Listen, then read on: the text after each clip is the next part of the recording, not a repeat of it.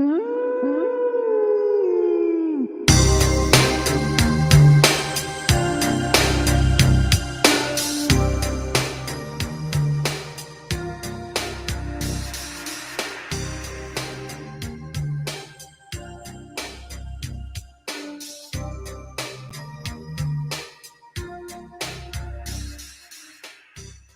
3 Wrestling Podcast. For the first time in the year 2024, we're here, we're alive for the Takies. The Take 3 year-end award show. We're live. So far, it's myself and my cohort in the Fat Siders Fat Hall. Hey, yo. It's New Year, say me. None of this New Year, new me bullshit. If I get skinnier this year, it's not because it's a new year. It's because I don't want to die. Let's be honest about it. The year has nothing to do with it. New Year, same me. I'll find a way to shit on Tony Khan some point during the show. Oh, without question. Please, you dickhead! I gotta start remembering to refresh this soundboard before we start the show, so that when I hit the button, it does this. Fuck you, Tony! Such a good one. It's such a great bite. There's a couple on your soundboard, including the Huddle Up one that I like to use every once in a while. Somebody was walking around today, and we were talking to one of the sheriffs at work. Obviously, for those of you at home that don't know, I work at a card room, and we have sheriffs for security purposes. And so we were literally talking about someone that the police officer was having a situation with. And I looked at him and said, "Did you at one point look at them and use a great line from the one Colin Cowherd?" He goes, "No, what? I go, don't do meth." That's a good. I probably should put a board of some of the ones from both.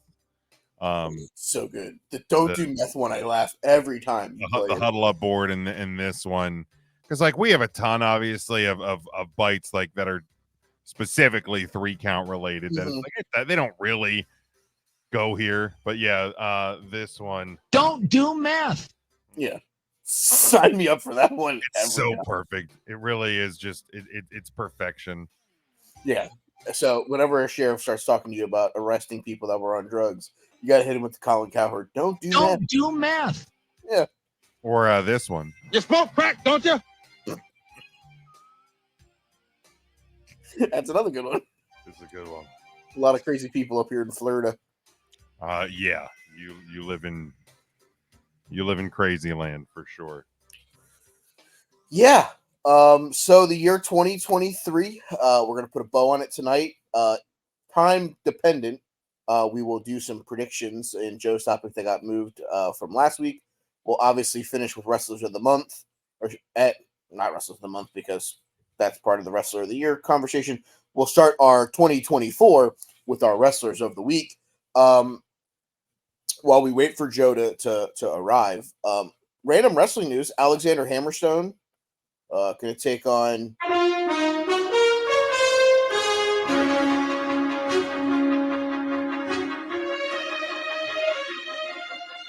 Yeah, Alexander Hammerstone is going to take on Josh Alexander at TNA Wrestling's Hard to Kill. Honestly, low key, that lineup slaps.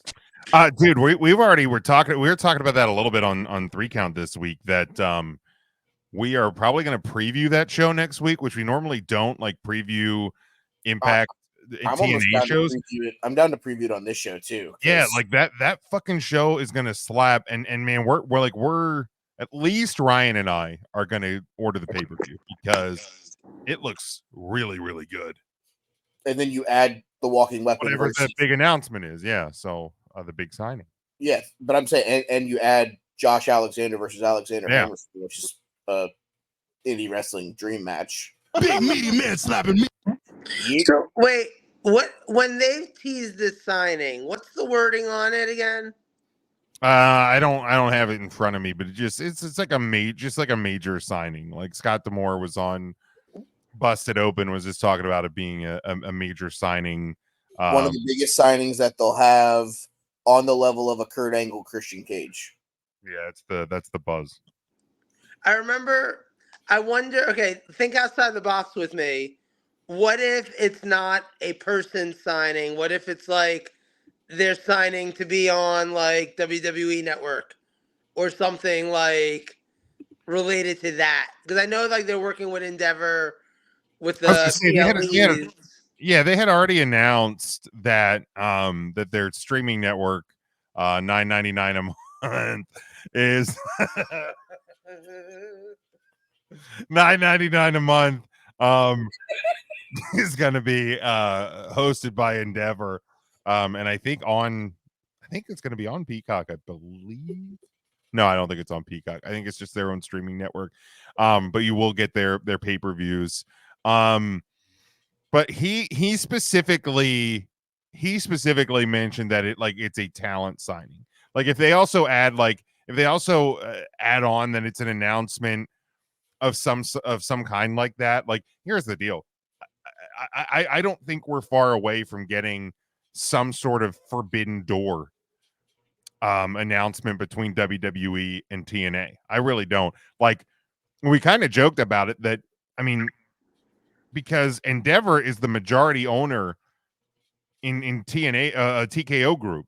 So like technically speaking, TNA is like they're like the stepbrother of WWE at this point. Yeah, but they're in the bigger half of the company. Yeah. Like so they're working with the 51%. If AEW referred to it as the Forbidden Door, what the fuck? As the Forbidden Door, what is WWE gonna call it with TNA? Is Forbidden Door Noam Dar's brother? Yes. Yeah, exactly. Because we forgot about him. Yeah, we forgot about Noam Dar. What would they call? I don't think they would come up with a goofy name for it. I think it would just like I would imagine that because I would think it's just going to be that they might do a show where they just work together and they'll just come up with a name. I have an answer to that question, and I'm going to throw the dart at the wall, and I'm going to see if it sticks. It's Saturday afternoon in April in Philadelphia. NXT versus TNA Worlds Collide. I'd be down with that. Okay. Worlds Collide makes a lot of sense. I was thinking TNA is kind of like the teen stepmom of pro wrestling. So they could do backdoor teen stepmom of pro wrestling. What's the dog? What the fuck? What? Ah! What is happening? So that is that. Okay, if you're only listening to this on a podcast, you need to go. No, the video will go up. You need to go to our YouTube page. Oh my god! And see this. So that dog is intern Mark's youngest dog. Is his puppy that he got in 2023. Why was he staring at my soul? So that was one time I think Mark had said something really loud and she got wide-eyed and Ryan got a screen grab of it and he sends it to me and he's like, you got to just pop this up on the StreamYard and listen to this week's 3CT Tuesday podcast because I dropped it on him.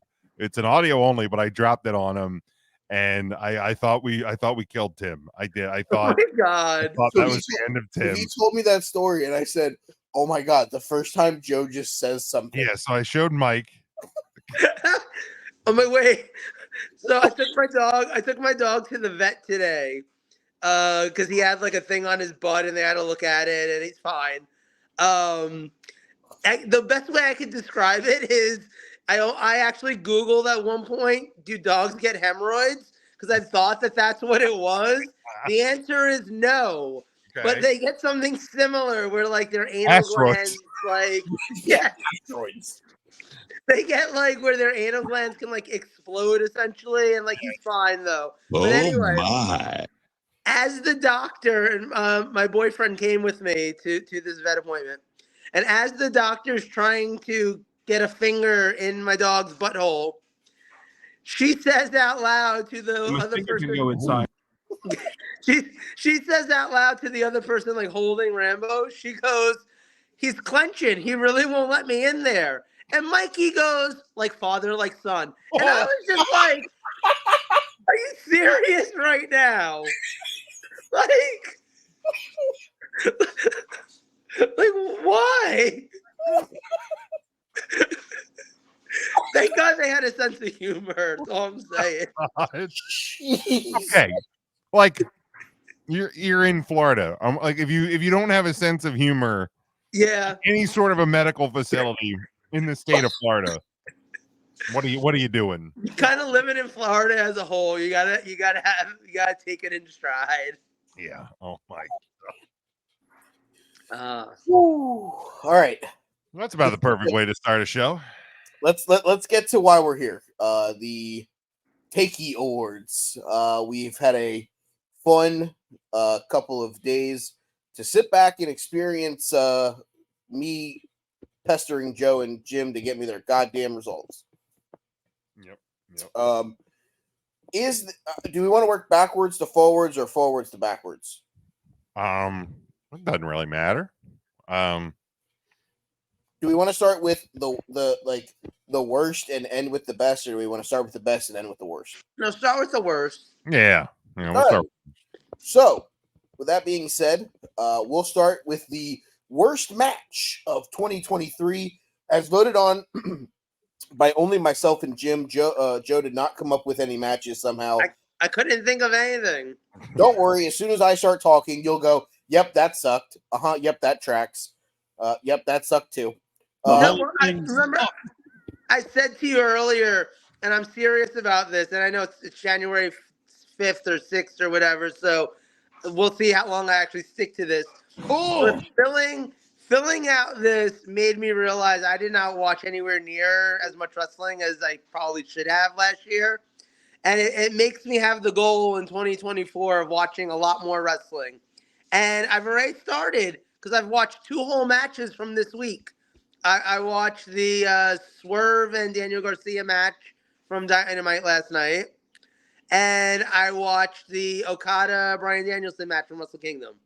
So I'm trying to get in at least. I might not be able to guarantee watching like full shows every week, but I think I can get in at least like matches from different companies and get a nice variety of wrestling for myself. So next year I could pick some sucker matches, some Well, stinkers. I'll tell you right now, the leader in the clubhouse for worst match of the year was that fucking Kota Ibushi match from fucking Pro Wrestling Noah. I'm gonna have to watch it. Thing sucks. Fucking and It's so weird. I love both those guys though. I 1000% think it's because of Ibushi's injuries.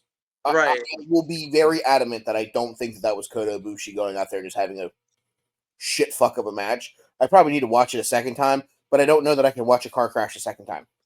Right. And especially, and here you go. Here's the real issue. It's a 35-minute car crash. Ugh.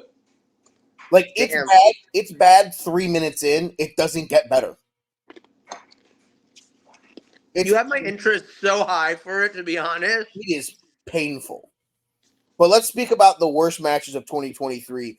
In 4th place, receiving 1 point on the point scoring system, comes to us from All Elite Wrestling's Double or Nothing. It was Chris Statlander versus Jade Cargill. Yeah. Did I watch that? I don't remember. In 3rd place, receiving a 2nd place vote from yours truly because I don't even know what the fuck they were doing. From NXT Great American Bash, Baron Corbin versus Gable Steveson. I did not watch that. It was awful. Receiving a 2nd place vote and a 3rd place vote. In 2nd place overall, Jeff Jarrett versus Jeff Hardy in a Texas Chainsaw Massacre match at Fight for the Fallen. So bad. That was legendarily bad. And the unanimous worst match of 2023, Shayna Baszler, Ronda Rousey, MMA rules from SummerSlam. So bad. So bad. I don't remember hating that one. Great, Bob. Well, it was terrible. I mean, here's the thing. Here's the thing that sucked about it is trying to gimmick MMA is a bad idea to start with. Trying to shoot fight is like. Here's the thing: if I don't want MMA in my pro wrestling because it's why I watch pro wrestling. If I want to watch MMA, I'll go watch MMA. Right? Cool. I don't want pro wrestling in my MMA. If I'm watching a UFC fight, if I'm out so the other week after a local independent show here, they do their after party at a place. It's like a local chain, but it's similar to Buffalo Wild Wings. Okay, so bunch of TVs, beer, wings, all of that. Hell yeah. We get out there and they air all of the UFC fights, no cover. So we go in there, UFC fights on. Cool. I never really watch UFC, but we're in there, we're hanging out. It's fun. It's on. You know what I didn't want on there is pro wrestling. I don't want it. I don't want a gimmicked match on a UFC fight. You don't want to see them trying to get the Money in the Bank briefcase, right? So if you want to do an MMA rules fight, then just do a fight. Fight Pit would have been so much better for them, right? And actually let them fucking shoot on each other. They're two women who have been in the fucking UFC. Let them do it. Just make it a point. You want to put a disclaimer before the match and be hey, this match is not our normal style. This is a grudge match. May not be suitable for all audiences. Fine. You want to do that? Go ahead. But let them have a fight. But don't give me two women in a wrestling ring having a fake real fight. It was terrible. And it was body punch. Yeah, it was. Can I just to play devil's advocate? Isn't all wrestling just pretend real fighting? Right, but it's all of it is pro wrestling. It's an MMA rules fight then. Right, this was an MMA rules pro wrestling match. That's the part that was bad, and it was 7 minutes. It was bad. If you're gonna do MMA rules, do 2 minute rounds. Do 3 2-minute rounds. Yeah, it's gonna be the same. It's gonna be the same amount of time almost as the matches. So do fucking rounds and then score it. Yeah, if nobody wins, go to the judges' scorecards for a decision. Because MMA rules, you don't do 7.5 minutes straight. You do a couple minute rounds. It was just it was horrible. It was horrible. All right, sticking on the worst theme here, we'll go to worst wrestlers of the year. In fourth place, there was a tie, 1 point each. Abaddon and Karrion Kross finish in a tie for fourth. In third was the former All Elite Wrestling Women's Champion, Saraya. In second place, I don't think this gentleman's gimmick did him any good. AEW's own generic Jack Perry. And the 2023 worst wrestler of the year, primarily because of this MMA rules match, Ronda Rousey. Thing sucks. Were you just watching Randy Orton's entrance to a match? No, I am watching this week's NXT though, so it's okay. I saw the Valkyrie or whatever. Yeah, Lyra Valkyria. Yeah, they given her that entrance. I kind of thought Ronda Rousey had an okay year this past year, if I'm being honest. I liked a lot of the tag team stuff. I liked a lot of what she did in general. And she was only around till August, so I'm not mad that she hasn't really been around for the last 4 months. You literally just said only around till August. I don't know. Last time I checked, that was fucking 2/3 of the year. Pass. I'm just saying. I don't personally think she was the worst. I had Jack Perry as my worst wrestler, mostly because, you literally ran the biggest name in pro wrestling out of your podunk company. And you're not good enough to be that person. So, you suck. That's kind of where I am on Jack Perry. Here's where I'm at on Jack Perry. He is so boring. That I forgot he was a thing. I didn't even have him on my list. I had Rousey, Saraya, and Karrion Kross. I had Jack Perry, and then my exact rest of my list was quote IDK, 2 people from AEW probably. That was what I wrote, and Mike picked 2 people from AEW for me. I'm serious. I'm not going to sit back and take this fucking shit. Don't worry, we'll get to him in a few.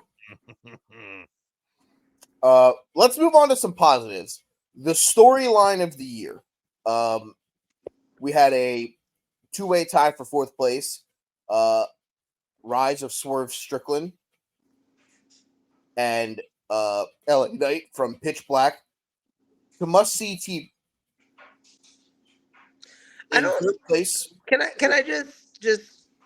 I don't really feel like either one of those are storylines personally, but Well, it's just Rise of me. Swerve was your 3rd place because you didn't give me one.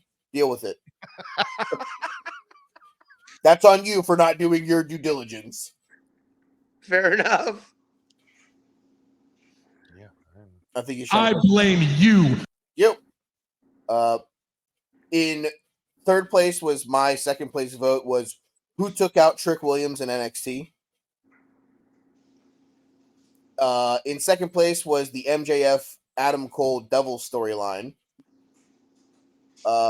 In 1st place, I lumped Joe's 1st place vote into this. Both me and Jim had the rise of main event Jey Uso. Joe said Bloodline. I kind of just put that all together. Yeah.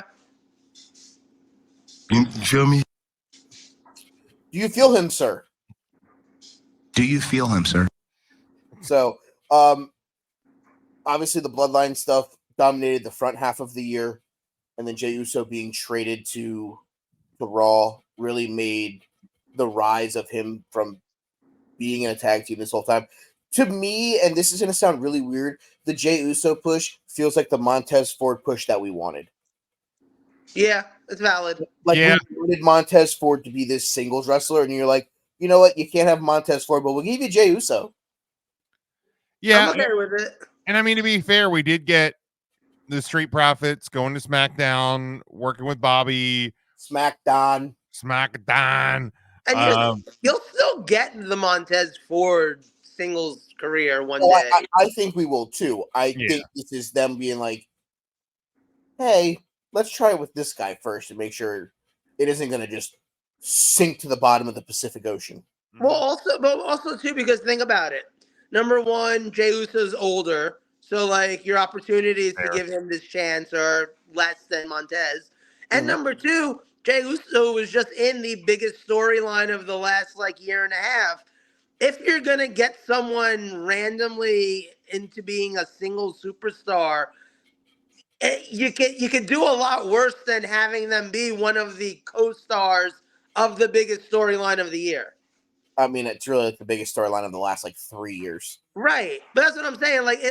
If you're gonna put someone in a position where you're like, let's make a new single star, taking one of the bit players from that whole thing, and I mean, it's kind of disrespectful even calling him a bit player. He was pretty much like a major part of that storyline. Moving him into this place, and look, Jey Uso is just a likable guy. Like he's got that personality, he's got that charisma, he's got, you can tell he's part of that family.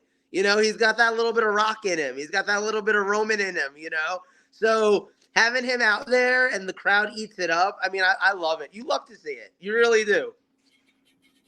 Yeah, 100%. All right, feud of the year. We had a tie for 4th place between Cody Rhodes and Brock Lesnar. And then I said we were going to get to him. My feud of my 3rd place feud of the year from AEW is Tony Khan versus NDAs. I'm serious. I'm not going to sit back and take this fucking shit. You're right, because no one's going to talk about it because you made him sign an NDA, you fuck. In 3rd place, we have Roman Reigns versus Jey Uso. In 2nd place, we have CM Punk versus All Elite Wrestling. And our 2023 feud of the year, Adam Hangman Page, Swerve Strickland. Hell yeah. I think this one was easy. I had Punk versus AEW as my number one, but it's like 1A and 1B. Let's be honest. I mean, for me, it like CM Punk went to the place that he literally You mentioned 1A, 1B, and Ernest showed back up. What the fuck, man? like CM Punk went back to the place that made him like hate wrestling. That made him leave wrestling for 8 years. How bad does AEW have to be to get CM Punk to go back to WWE? Like, to me, that was the no-brainer at number one. It was, and then it was Hangman versus Swerve. Then it was Roman versus Jay for me. Yeah, I mean, I don't hate it, especially whenever you look at it and you literally sent him back to A, the competitor, and B, a place that he took his ball and went home from a And decade for ago. years would profess that he would never go back to. And all it took was generic Jack, the young fucks, and, you know, the people in the locker room to get him to go back. Who would have known? This list I think is a fun one. I obviously had to take the joke of Tony Khan versus NDAs just because I think everybody signed one at this point. I mean, Vince has feuded with them before too. I think Vince lost that feud. They're still in a blood feud. Oh, okay. They're at the seventh of a best of 7 series. Our promotion of the year, in third place, receiving. Hold on, I don't think I did that right. In fourth place, receiving a total of 1 point. No, I'm sorry, 3 points, because somehow this happened. Joe put NXT in his second place. I thought they were all part of the same entity. But yeah, I struggled with that, but if I didn't put them, I wouldn't have had a third one to put.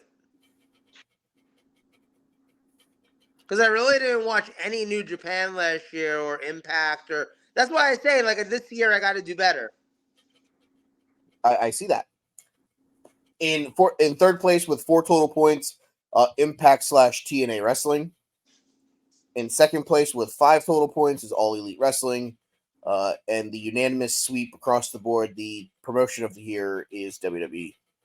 I didn't even really want to vote for AEW, but they're the only other company I really watched other than WWE. So, like, I had Impact second. Jim had Impact third. I almost put New Japan in, and the only show I watched start to finish was Wrestle Kingdom. Yeah, I don't know. I felt like I had to be true to my viewing habits, and I mean, look, I think there's an argument for NXT though. Like, they're kind of separate from the main roster, and I shouldn't say main roster. I feel like that's disrespectful. Like, they're kind of doing their own thing, and I mean, storyline wise, Shawn Michaels has been doing some great booking down there. Over here, we're in Florida.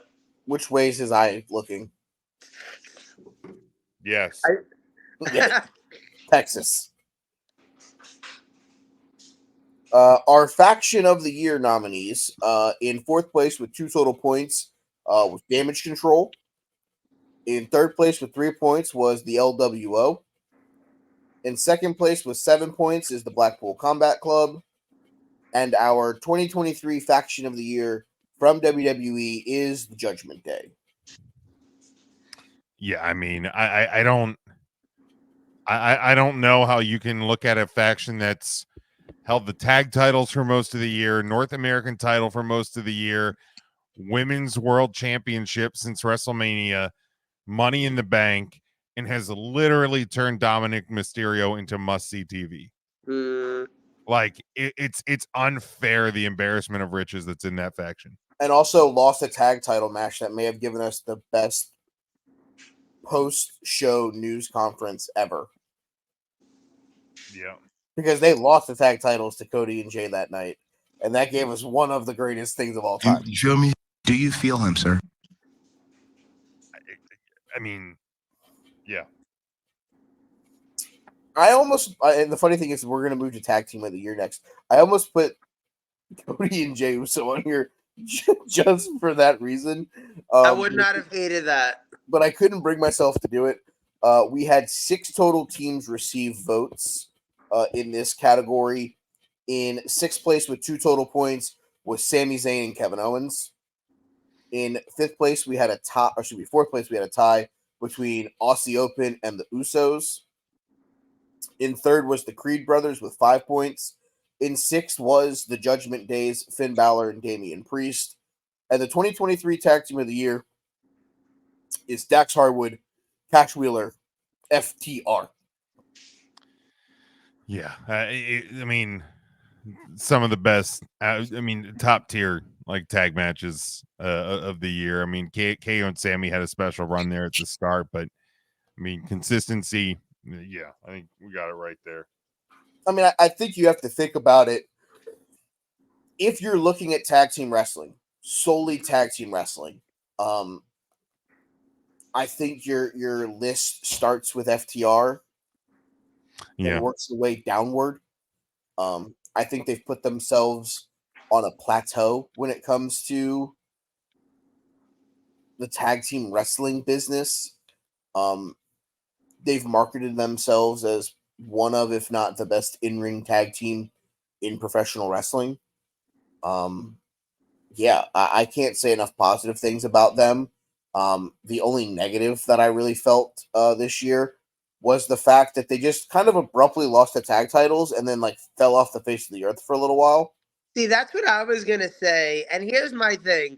Doing the tag team list, I realized the second half of the year in pro wrestling, in both AEW and WWE at the very least, has not been very kind to tag team wrestling, especially not with the way the first half of the year went. Because honestly, look, you had a tag team title match main eventing a night of WrestleMania for the first time in 39 years. You know, that was monumental, and it made it feel like, oh, wow, tag team wrestling really matters. It's really important. It's really here to stay. That's why the Usos made my list, because, like, look, for half the year at least, they were still putting out some tag team bangers. They were in 2 of the best tag team matches I think I've ever seen, honestly, or like among them that I've ever seen. And then you get to the second half of the year, and the Usos are gone. You have kind of AEW's tag division mostly consists of randomly put together pairings now. It's not FTR and the Young Bucks. It's not those guys. Like, you had them have their big match at All In London, and then they both kind of just pattered away in terms of importance. You know, FTR really disappeared, like you said, like kind of went MIA from AEW. And the Young Bucks haven't They're really also done. on Collision a lot more, and I don't watch Collision because I work Saturdays. Right, but what I'm saying though is like it's like they went from being like super important to not being like the main focus, and instead you've got randomly paired together Ricky Starks and Big Bill, and you almost had randomly paired together Chris Jericho and Kenny Omega. So like I don't know, like the emphasis on tag team wrestling that existed from like January till August has not existed from August till December in either company. I mean, in the defense of FTR, they lost the titles October 7th. They didn't lose them in August. So it's really been, they haven't been there for the last month and a half. It feels longer. It really does. Like that since they've who were they even feuding with coming out of All In?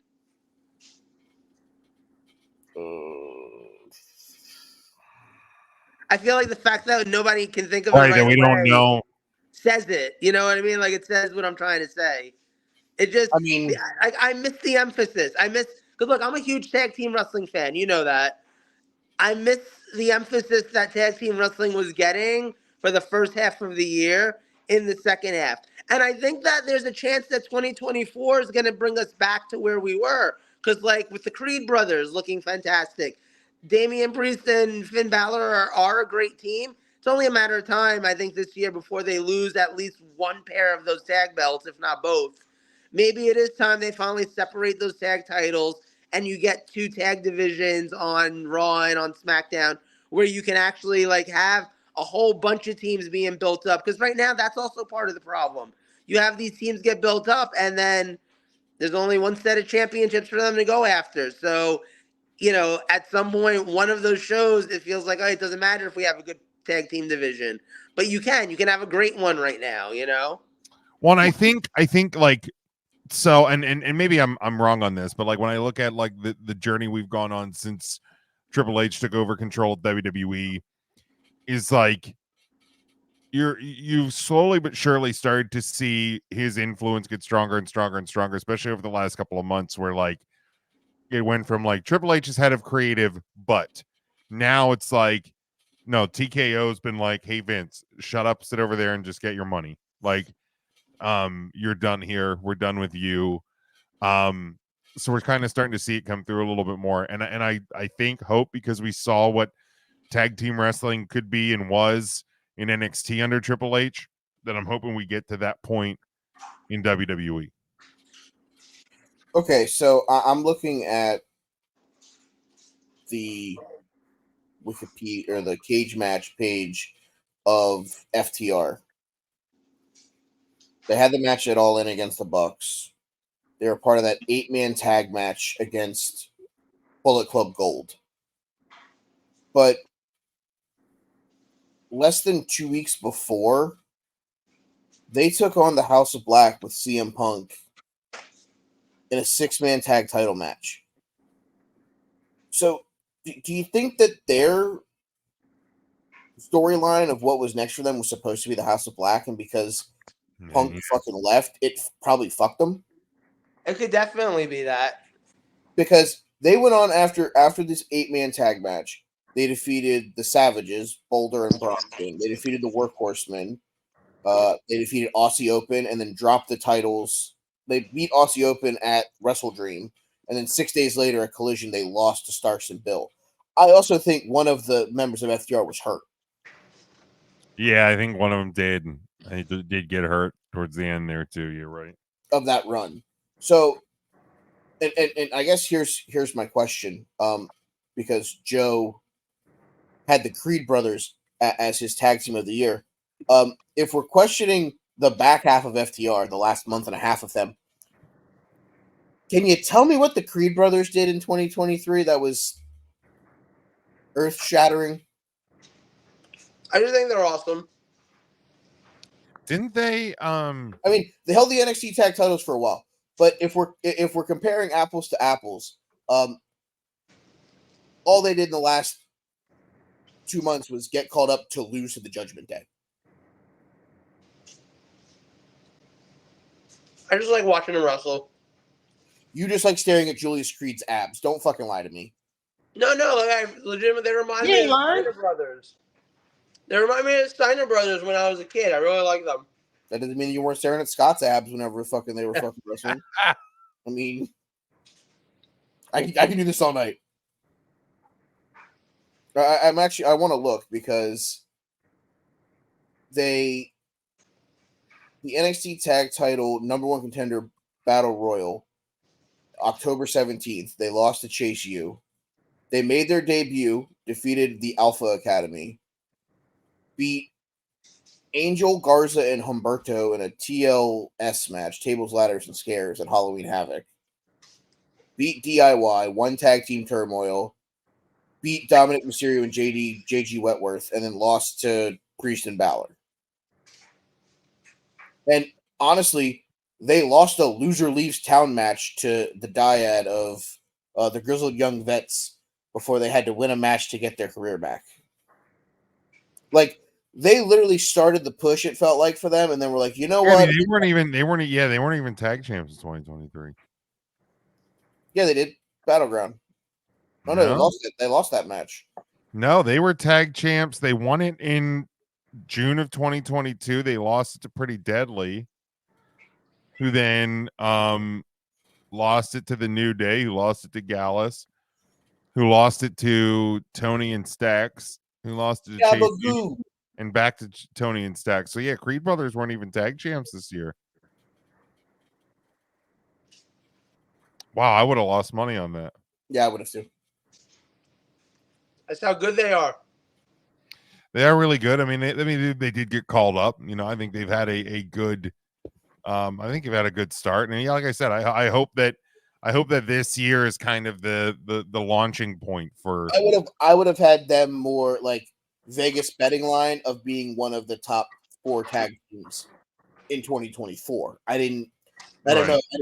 I wouldn't have had them in the top 4 of this year of the final voting if you would have been like, hey, bet on this. But yeah, I agree. I think Joe is right. The back half of the year was not as strong as the front half. I'll say that. Correct. If it makes you feel better, I didn't realize we were ranking these. Like Creed Brothers were the first team I thought of, so like they got the first spot on my list. But now I want to look and see if all of his lists are just done alphabetically. No, not necessarily alphabetically, but just like, oh, this category. This is the first person I thought of. Like I'm not mad at most of them ending up at number 1, but I might have rethought the tag team one. But the Creed Brothers belonged on my list for sure. Okay. Don't hate it. Our Women's Wrestler of the Year, 4 ladies received votes in this category. In 4th place, receiving 1 total point from yours truly. It was the Karen that we didn't know we needed, Chelsea Green. In 3rd place, the I don't even know what the hell they're calling these titles. The SmackDown Women's Champion, Io Sky. And we had a tie for 1st place between the Raw Women's Champion, Rhea Ripley, and the All Elite Wrestling Women's Champion. And honestly, I've said this on the comments of 3 Count. I've said it to the group chat. The greatest act in All Elite Wrestling history. She is absolutely timeless. She is Toni Storm.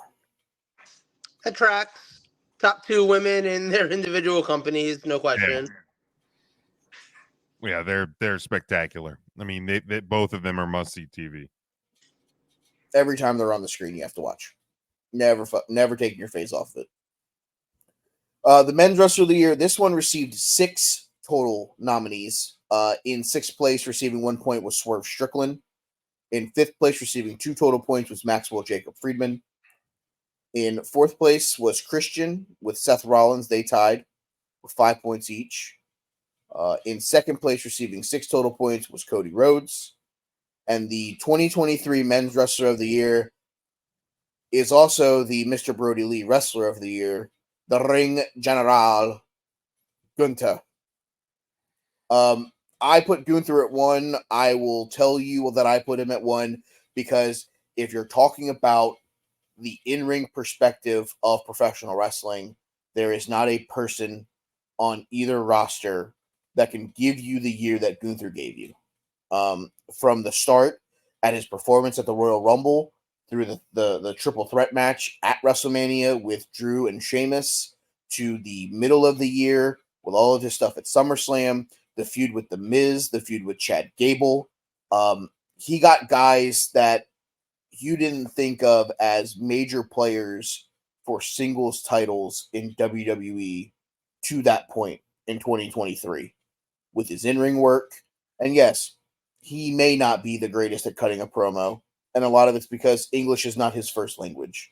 But I'll put him up with anybody in the world when that bell rings, that he will out-wrestle 80% of both rosters of AEW and WWE. I actually think he's pretty good on the mic. I think that they make it work for his character. He's gotten a lot better too. Like he's gotten more confident over time. And I think as his English and stuff has gotten stronger for sure.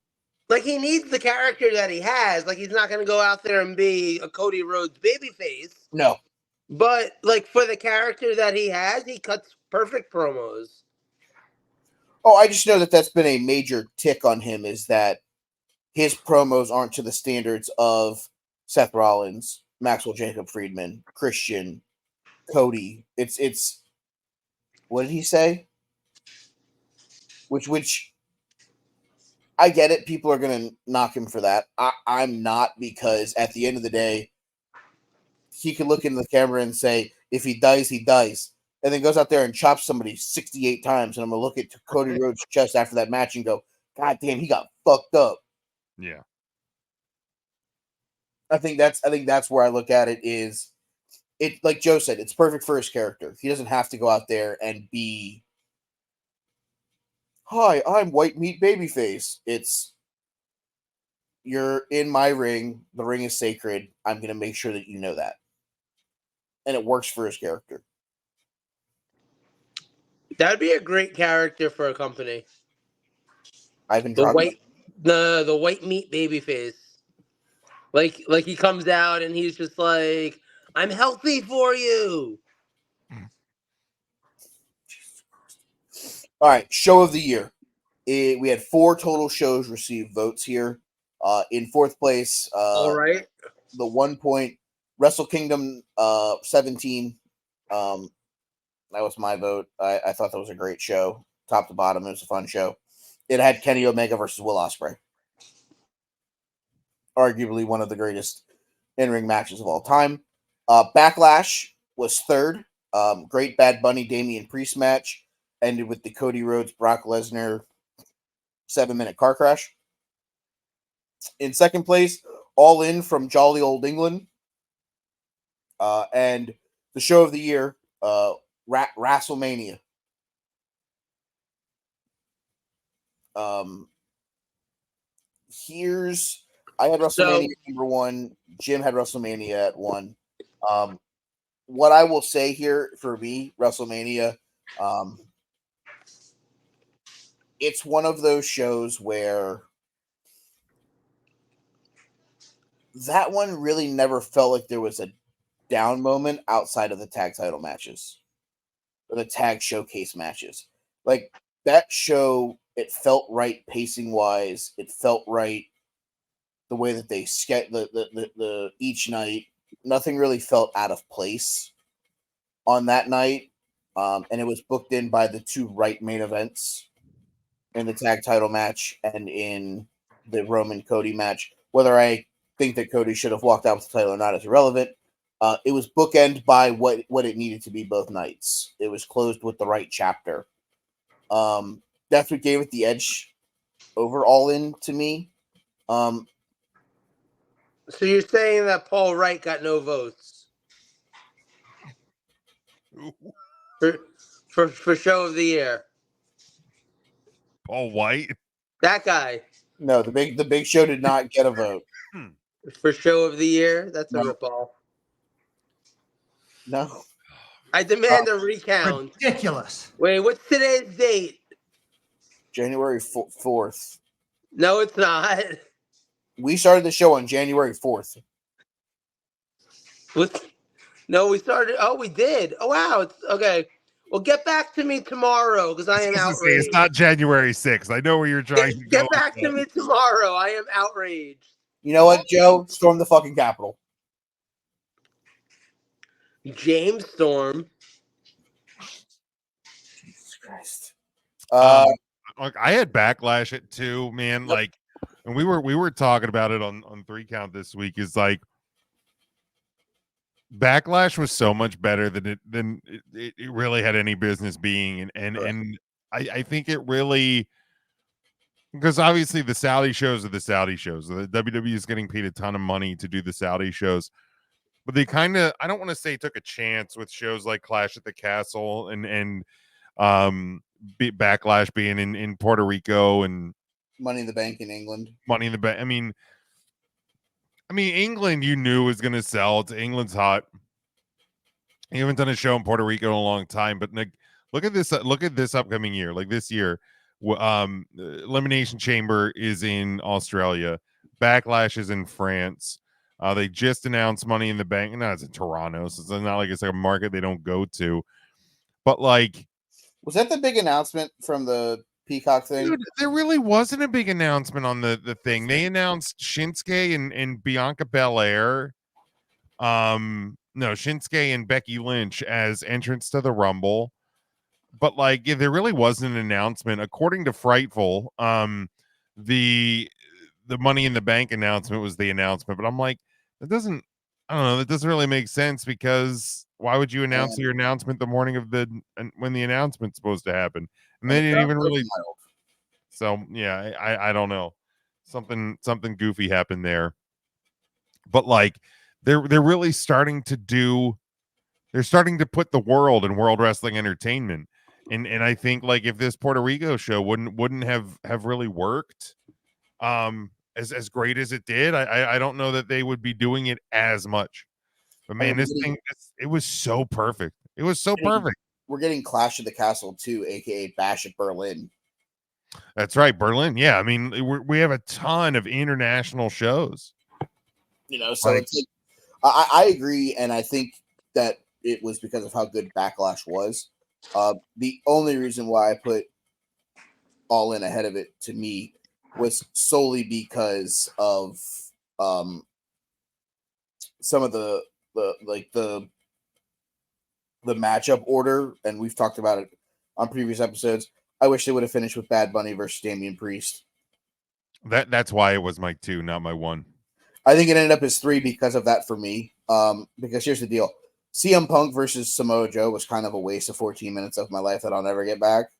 But the Stadium Stampede match was fun. And All In. The 6-man tag match where the House of Black lost the titles to the Acclaim was a good match. Obviously, I feel the way that I feel about MJF and Adam Cole. It was there. I don't necessarily it continued the feud. Yeah, Backlash was third on my list because it was the third one I thought of. That tracks. All right, match of the year. We have 6 total matches receiving votes. In 6th place, we'll go back to AEW Our Evolution.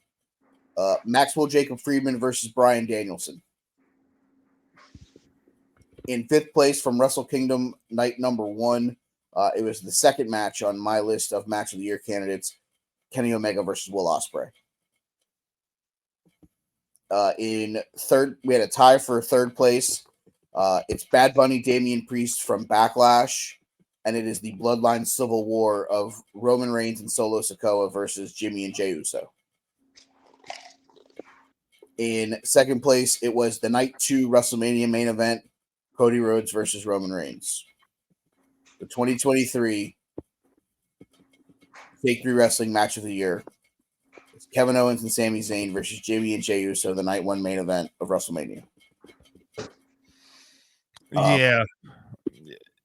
I mean, I had MJF Danielson, the Iron Man match, as my 3, Bad Bunny Priest in Backlash at 2, in this tag match at 1, and I don't think I can sum it up any better than a tag team match main evented WrestleMania. Like, I understand that it was night 1. I understand that 2 nights of WrestleMania has given you opportunities that you didn't used to have. That's those are accurate statements. But like I don't know that I've ever would have thought a tag team match could have main evented a WrestleMania. And like Cody and Roman was such a big match the next night and main evented the whole event. But like this year, hypothetically speaking, CM Punk is going to get a WrestleMania main event. It doesn't matter that it's night 1 and that Roman versus insert Cody or Rocky Maivia here in night 2. Like CM Punk's going to main event WrestleMania. So a tag team match main evented WrestleMania, and it was fantastic. It was so good. It was so perfect. And like, I don't know what needs to be else said about it for me. I look at it from this perspective. I'll never say they main evented night 1 of a WrestleMania, because they main evented WrestleMania. Yeah, period. To me. Because Period. a lot of people are like, oh no, it was night 1. Well, then go ahead and erase the fact that Sasha Banks and Bianca Belair wrestled the first women's match that featured 2 African American women, because it did main event night 2. Right. Those people that are home, stop. let those ladies have their moment. Let these guys have their moment. Like, fuck are we doing? A tag team match main evented WrestleMania, and it culminated one of, if not the greatest chapter of the greatest book in wrestling history. Really, like Sami Zayn in the Bloodline will go down as one of the best chapters in that book. From him just tagging along and being a like not in but in kind of thing, kind of like R-Truth in the Judgment Day, to honorary Oos, to not turning on Kevin, to going into Elimination Chamber in his hometown, with that crowd fucking behind him the entire time, to losing that, to having Kevin come out and save him, to the embrace in SmackDown where like you knew that this was going to happen. Like the way that this was built, like that night at WrestleMania when Sammy and KO walked out with titles, you had, okay, this part of the storyline is done. Like they're going to go off and do their own thing. But we witnessed arguably one of the best moments in wrestling in that storyline. Yeah. And the fact that it culminated with a main event of WrestleMania, you can't take that away from those two guys, those four guys. And I think it puts them in a spot where what happens next was such a clamoring piece coming out of that night. Like, I personally think a lot of their win, like going into night 2, there was so much buzz in that crowd because of what those four guys did the night 1 main event. And I think a lot of people are like, oh my God, it's just the crack in the foundation of the bloodline. It's just going to lead to Roman losing the titles. I almost feel like we had more questions than answers coming out of night 2 that I think it almost hurt KO and Sammy winning the titles in night 1. Because we looked at it as, oh, okay, cool. So this is the crack in the foundation. The Bloodline's going to start losing everything. Well, the Usos just lost their tag titles. Now Roman's going to lose his. And now it's, okay, so Roman retained his. So Cody tomorrow night is going to have to go out there and try to tell us how he's going to finish his story again. Honestly, the first thing on my TV screen really should have been Sami Zayn and Kevin Owens. Let Cody be the closing segment. But the fact that they almost were like, oh, cool, you guys finished that cool storyline? All right, now you can go over here. Like, I really felt like they should have done more. With as good as that match was, I felt like there could have been more that could have been done with KO and Sammy coming out of it. It sucks, but you can't take away that moment from those four guys. So I give them all the credit in the world. I'll tell you, I was beyond happy to be in that building, to feel that energy and feel that moment.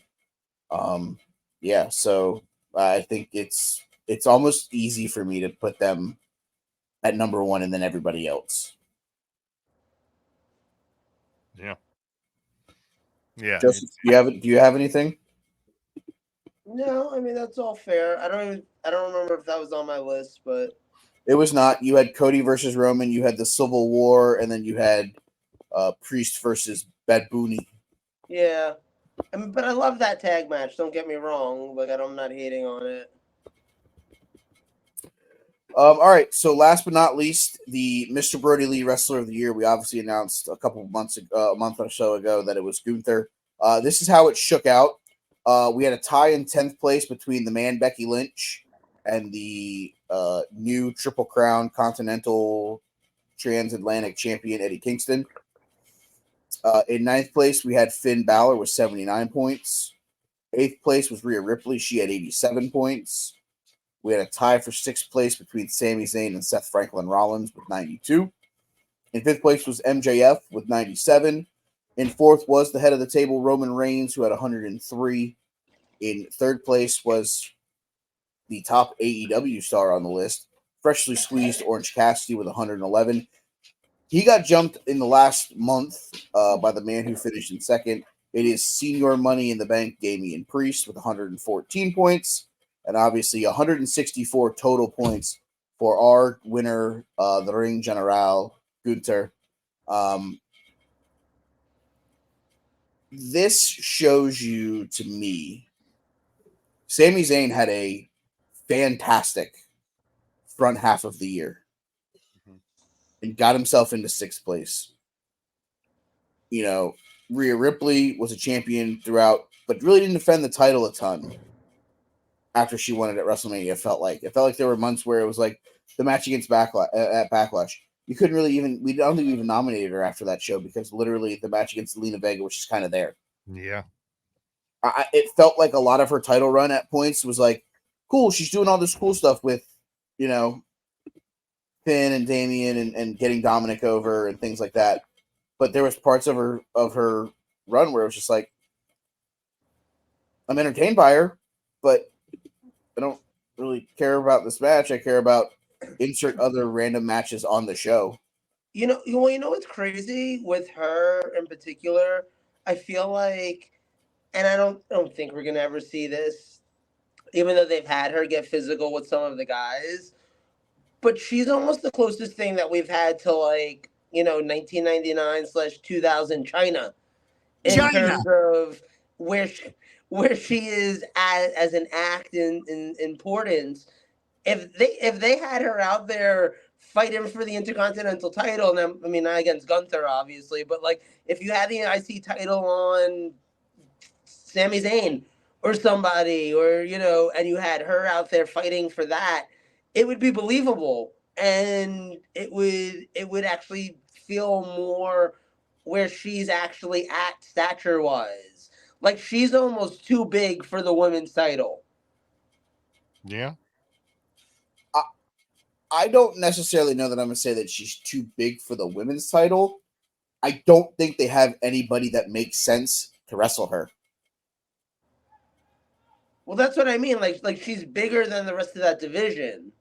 But that's doesn't mean you go and put her in against the men. It means they need to do a better job of developing the next line of people to challenge her. Like, you tell me with a straight face who you think the number one contender is for that title right now.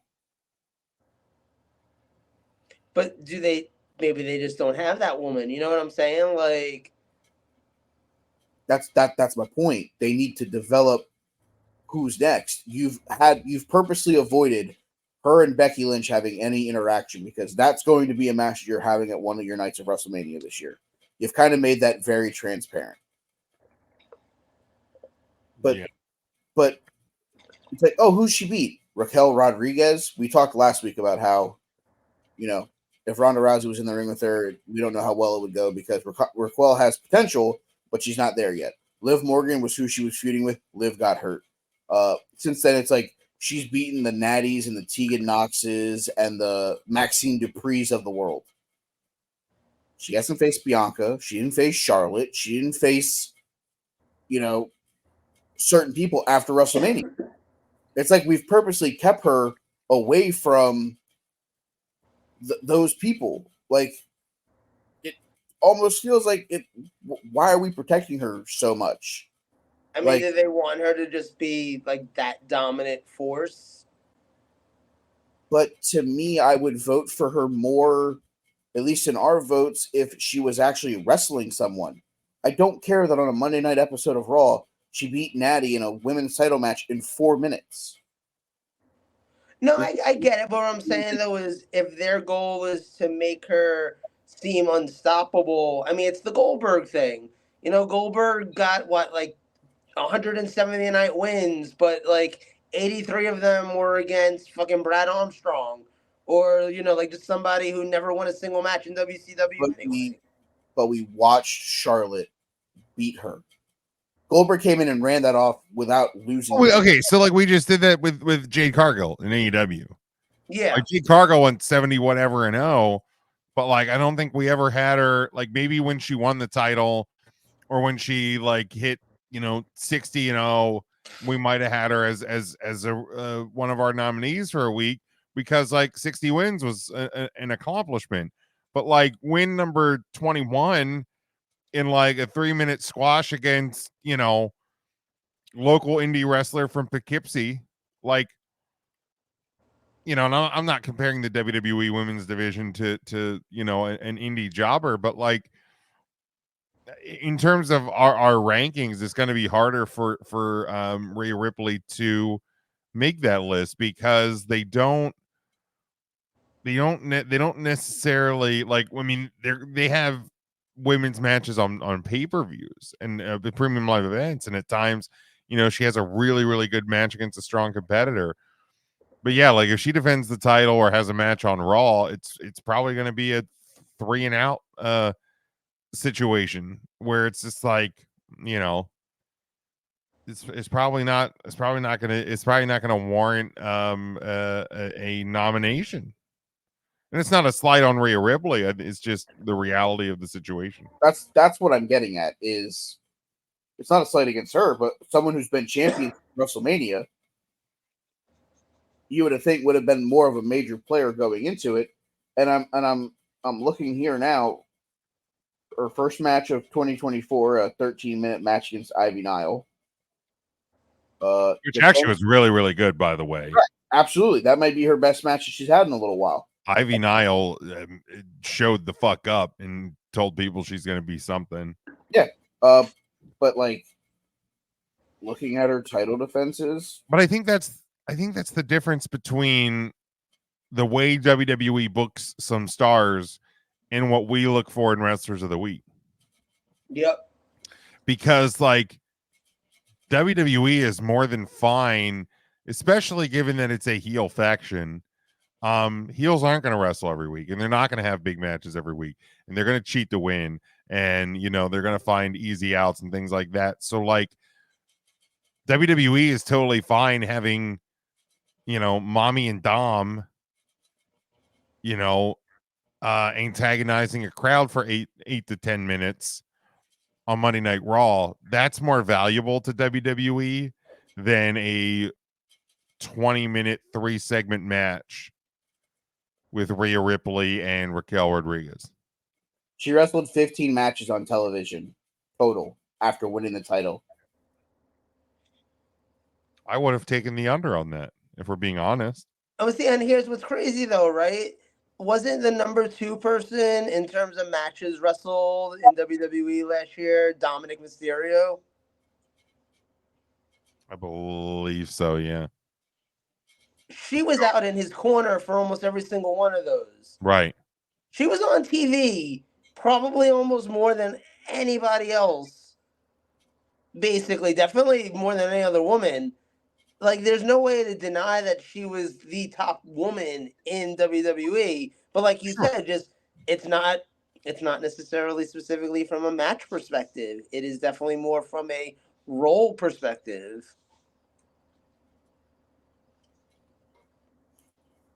Sure. I just think that we're on the Roman Reigns scale of defending that having 15 total matches from April to December and defending the title 4 times. And I think it was against Natty in a fatal 5-way match, Raquel, and somebody else.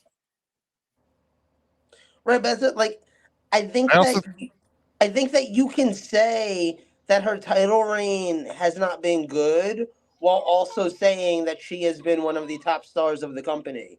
Like the two things are coexisting at the same time. Well, I also think it depends how you want to define a title reign. Her other defense was Zelina Vega in a match that we all agree was lost on that show. Yeah, I also like title. I don't evaluate title reigns like all this all the same. And I'm not saying that you do, but like for me, like what makes a good title reign? Like so, Rhea won the title, it was the SmackDown title, and then you introduced these new titles, you know, this summer, and like, you know.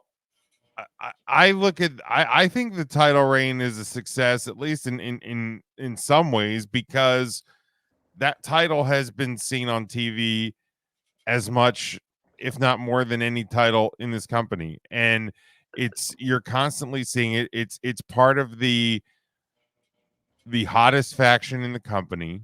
I think the Intercontinental title's probably been seen more.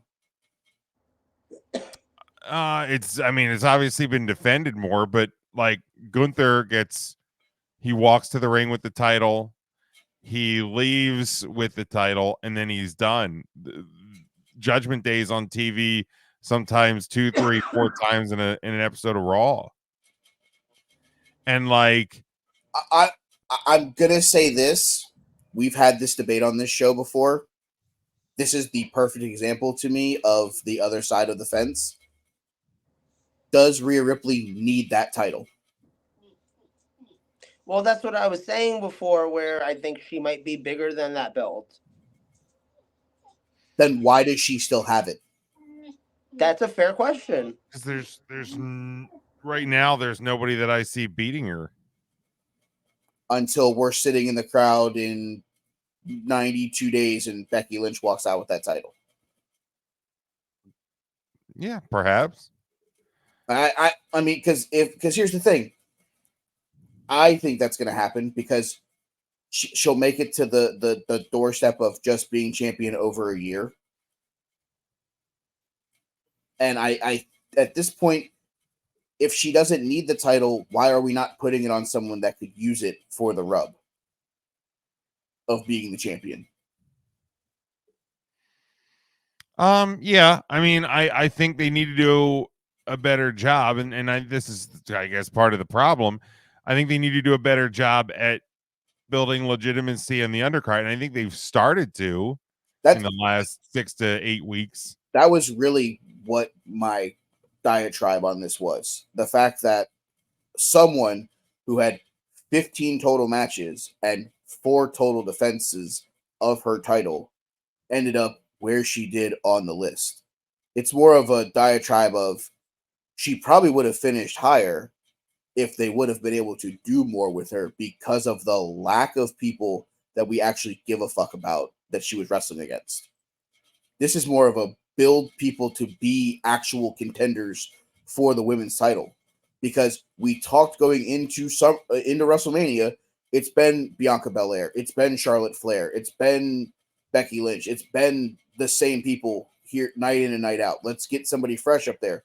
We didn't get anybody fresh up there.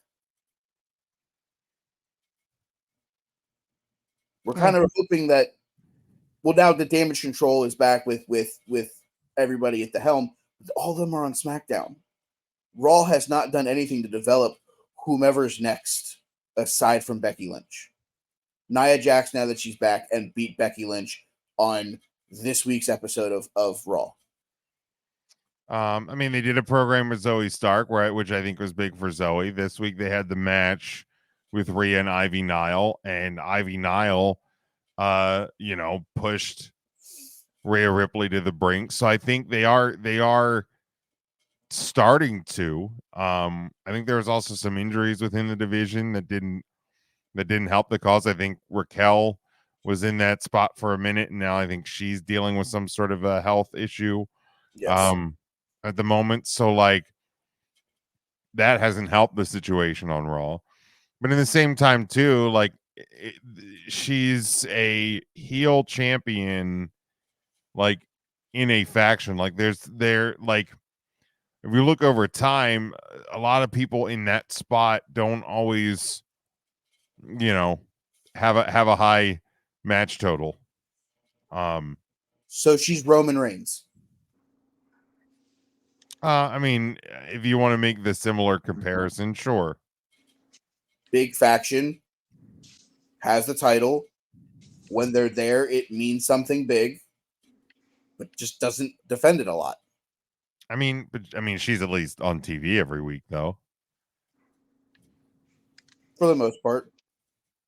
There have been a couple weeks where she's been out, but it's been sporadic here or there. Yeah, very few. But that's what I'm getting at. Just because we don't see Roman every week doesn't mean we don't hear about Roman every week when Paul Heyman comes out or Solo or the Bloodline. Like, it's still talked about. Right.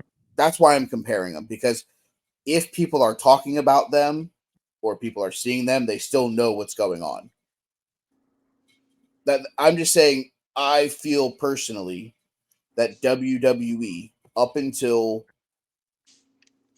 December, so from April through November, aside from Zoe Stark, didn't give me anyone that made me go out of my way to care to watch who was fighting Rhea Ripley. Because it just, they didn't have anyone at that level. Yeah.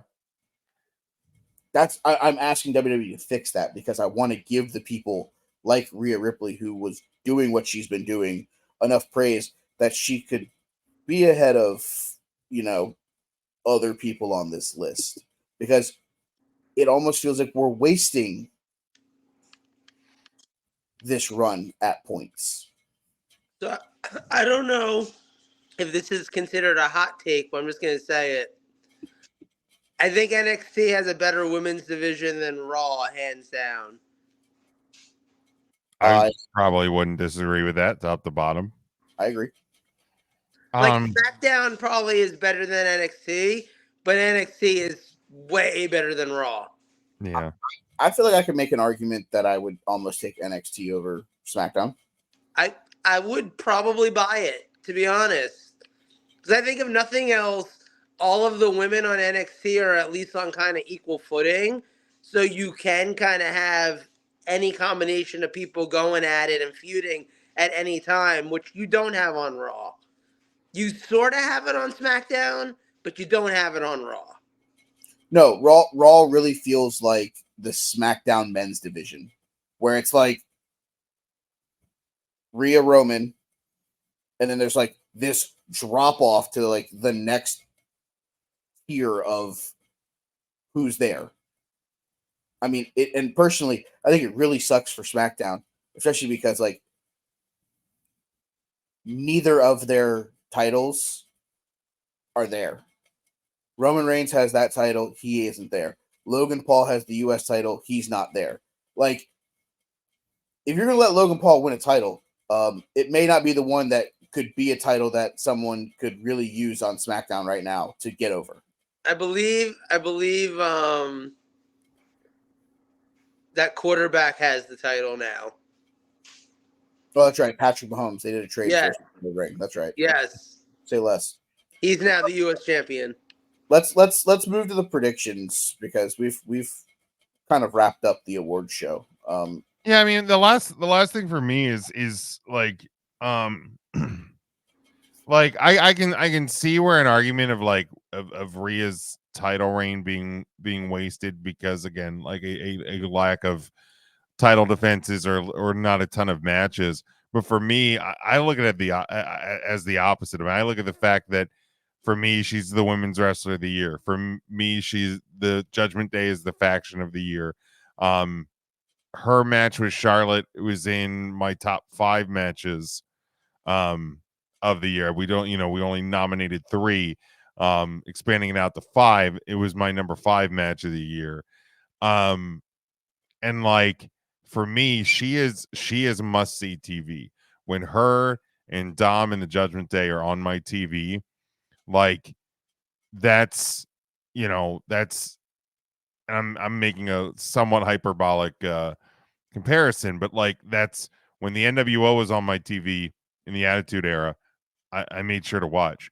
When the Ministry of Darkness, when Degeneration X were on my TV, I made sure to watch. When the Nation of Domination was on my TV, when Nexus was on my TV, when the Corporation was on my TV, like those are must see things because those are the most important people in the company or in those factions. So like for me, when the Judgment Day's on, when Rhea Ripley's on, it's must see TV. Like that is one of the parts of Monday Night Raw that I look forward to the most. So like for me personally, it doesn't even matter that much that there's not been a ton of title defenses because like I am sports entertained when the Judgment Day are on my TV. So like like it's everybody looks at it differently, but for me, it's been a fantastic title reign. And like, I mean, when she's not the champion anymore, she's still going to be must see TV. She's that important to the company. But like, the title's a bonus, and for me, I don't look at the title reign as a failure or a waste. No, and like I said, I understand that, but we've had this debate on the show where is there times where does so and so need the title? Right. And I think that's the level that we're getting to. Like, does she really need the title? She's must see TV without it. Fair. That's my only thing. And the thing is inevitably when she does drop it, she's still going to be must see TV because whatever the next chapter is for the Judgment Day is going to happen. So that's why I'm like, at this point, with her losing it to somebody, even if it's something crazy like Liv Morgan comes back and beats her at the Royal Rumble just for her to win it back at Elimination Chamber in Perth. You know, I mean, I would rather her go the full year and lose it at WrestleMania personally. If you're going to get it to that point, just get it to that point. Yeah. But it's one of those things where, you know, if it's Becky and it's at WrestleMania, the only thing I hope is that the match is good enough to put a bow on the run, because it really feels like up until Ivy Nile and the Zoe Stark match, a lot of that middle part of the year where she was like in the mixed tag matches and just the Zelina Vega match just doesn't do it for me. Like it just really never felt like it was even a match at points. So I just want it to be right for her because of how important she is to the company. So, Joe, I think you have the prediction topic, correct? Yeah, I mean, do you want to do that now, or do you want to kind of save it for next week? We can delve more into it. I mean, it's up to you. I mean, I think there's plenty that we can hash if we want to give like one prediction we think is going to happen this week as a little teaser. We can do that because I think the way I was looking at it was like going through kind of like AEW and WWE and, you know, kind of giving you like predictions that you think will happen for each company. So, which company do you think will take longer? I really don't know. So I was going to say, do one company this week and do the other company next week. I mean, yeah, that's fair. We can do that. I don't care either way. Whatever you guys want to do. Joe's topic. Joe, you mean? I'm fine with that, but then let's do AEW right now. I feel like that's probably the easier one, especially if we're just gonna give one prediction, like one outright. You know, what one thing that you genuinely think is gonna happen in AEW this year? Mike, I'm gonna lead us all. I'm just trying not to pick the low hanging fruit because I think there's a very fucking obvious one. Right. And if I'm only allowed to give one, I feel like I don't want to use it on that. Well, we'll let you say what that one is once we're done. Okay. My formal prediction is that at some point in the year 2024, Wardlow will win the AEW World Title and hand it to Adam Cole.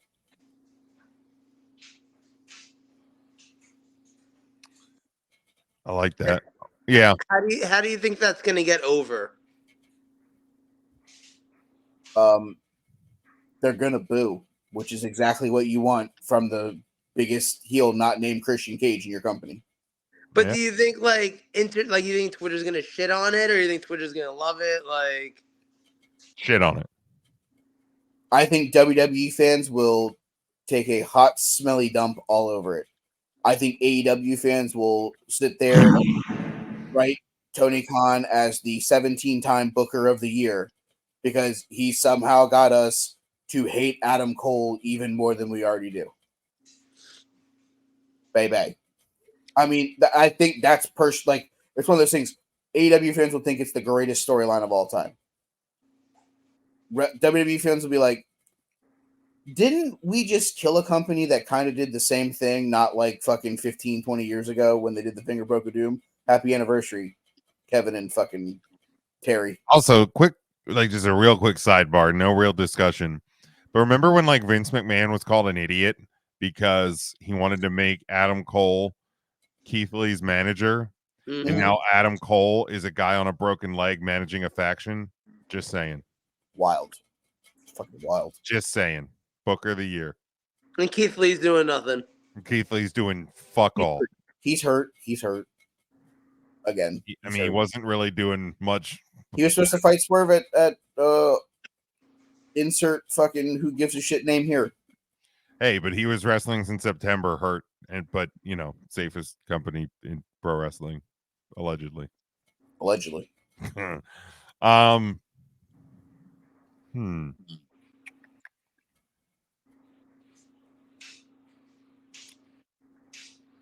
I'm trying to think of something in the women's division. It's kind of where I was going to, and I was just kind of like stuck. And I don't want to do the obvious thing of like Mercedes is going to debut and she's going to win a title because like I feel like if that's where she's going and the prevailing belief is it is like her. Honestly, God, you know what? Based on the debut that we saw this week, I'll say Deonna Purrazzo is the one that defeats Toni Storm for the title. I think it's a brilliant idea to begin to reframe the narrative around your women's division with somebody like Deonna Purrazzo because she's so fucking good at what she does. So, you have the debut of Mariah May. You have at some point Jamie Hayter, returning. You still got Britt Baker, who's been sitting at home since. You got Britt Baker. Thunder Rosa's back. You got allegedly Mercedes coming in. Like, you are going to have a pretty fucking stacked women's roster. Willow Nightingale. You have Athena within the company. Like Julia Hart. Julia Hart is getting really, really good. Sky Blue is really, really good. Like, if we're a year from now, if we're sitting here at the start of 2025 and the women's division is not taken seriously in AEW, Tony's fumbled the bag and he's lost the narrative. Period. Wholeheartedly agree. Yeah. So that's mine. That's mine for AEW. I will also agree to not take the lowest hanging fruit. But my fruit's not going to be hanging that much higher, though. I think Adam Cole and MJF are going to once again main event All In. I think we're going to run it back and get them one more time in London. I can't wait to not watch that show then. Can't wait. It just frustrates me when we run back the same fucking match a year later in front of the same fucking crowd. I mean, I don't. Yeah, I mean, this like WrestleMania this year has the potential to be the same, but at least the crowd's different. Yeah, I mean, and I think we're gonna have different ways of getting there. So it's like, I don't know. I just the different crowd thing is the big thing for me, where it's like at least we have a different crowd. Yeah. It's not the same thing that they're going to see again this year. And I mean, obviously, I think we all agree that the low hanging fruit was Swerve winning the AEW title at some point. Yeah, Swerve winning the AEW title. Like I said, for me, like Mercedes if she comes to WWE, she's going to win a title. Mhm. And rightly so. I mean, so I had a wild take that I was stewing on after I gave my first one. And I don't know if it's going to happen because I don't know their contract situation. I think FTR goes. I can see that. Leaves AEW. And I think they come back to WWE. Yeah, I think the only reason why they didn't leave the first time was because of Vince possibly being back involved, because that literally happened right then.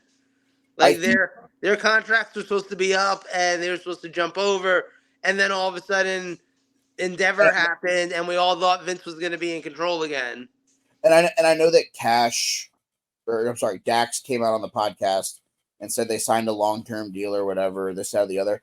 I think they also signed that deal with the thought process that they were going to get to do shit with Phil from Chicago.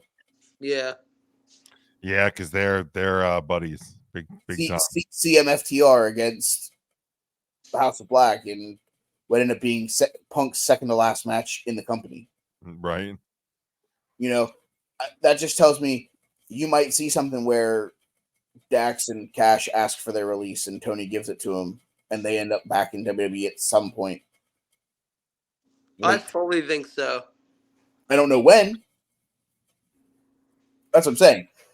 I think it's a wild take because I don't know how Tony's going to be with allowing people to leave that asked for their release. Like, I know he let like Kazarian go, but Kazarian was like, I'm going to go to Impact Wrestling. Right.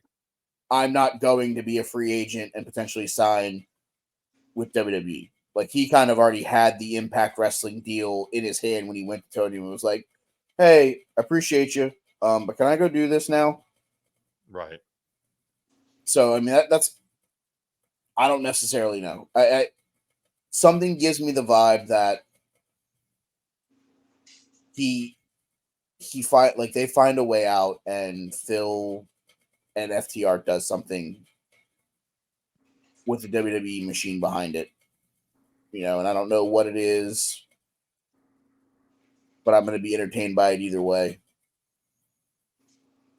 Oh, for sure. For sure.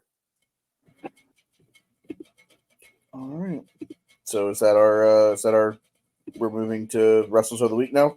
Yeah, I think we'll come back next week with WWE, and you're gonna have to give us more than one for WWE because I feel like this is that's what I was thinking. So, all right, Wrestlers of the Week. First one for the year 2024. Joe, I will give you the first overall selection. Ooh, I guess I gotta take Naito, right? Like he just won the IWGP Heavyweight Championship of the World at the biggest show of the year. That he did. Jim Othie.